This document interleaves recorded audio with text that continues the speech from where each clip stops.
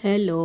ఇప్పుడు ఉప్మా రవ్వతోటి ఉప్మా ప్రిపేర్ చేస్తున్నాను. నా స్టైల్లో ఉప్మా జారుడుగా. ఫస్ట్ గిన్నె తీసుకొని దాంట్లో ఆయిల్ వేసేసుకొని, ఆయిల్ కాగిన తర్వాత మినప్పప్పు, ఆవాలు, జీలకర్ర వేసేసుకొని అవి మంచిగా ఫ్రై చేసుకోవాలి.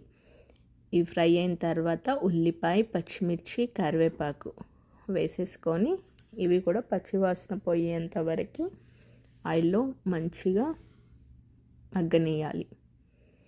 ఇవేంటంటే ఆనియన్స్ తొందరగా ఫ్రై అవ్వడానికి కొద్దిగా ఉప్పు వేస్తున్నాను.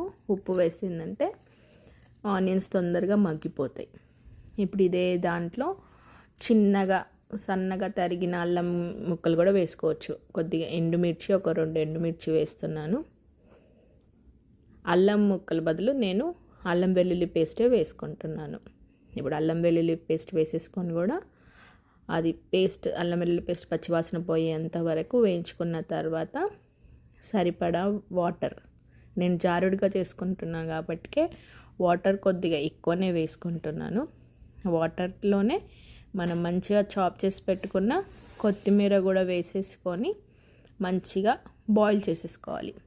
ఈ వాటర్ అంతా బాయిల్ అయిన తర్వాత మనం ఇప్పుడు బాయిల్ అవుతుంటేనే ఇప్పుడు సాల్ట్ టేస్ట్ చూసేసుకొని సరిపోతే ఇప్పుడు ఇంకా దాంట్లో సరిపడినంత రవ్వ వేసేసుకొని కలుపుకుంటూ ఉండాలి. నేను చెప్పాను కదా, నేను నా స్టైల్లో ఉప్మా అది జారుడుగా చేస్తున్నాను. మా ఇంట్లో అందరికీ ఇలా జారుడుగా ఉంటేనే ఇష్టం. గట్టిగా ఉంటే అంతగా ఇష్టపడరు. సో నేను వాటర్ ఎక్కువ పోసేసి ఉప్మాని జారుడుగా ప్రిపేర్ చేస్తాను.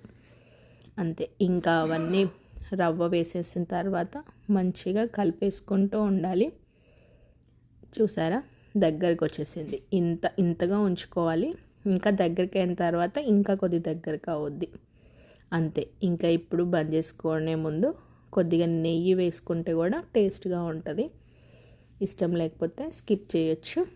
అంతే. ఇంకా వేడిగా ఉప్మా రెడీ, సింపుల్గా. ఇది మా నైట్ డిన్నర్లోకి ఉప్మా రెడీ. Thank you.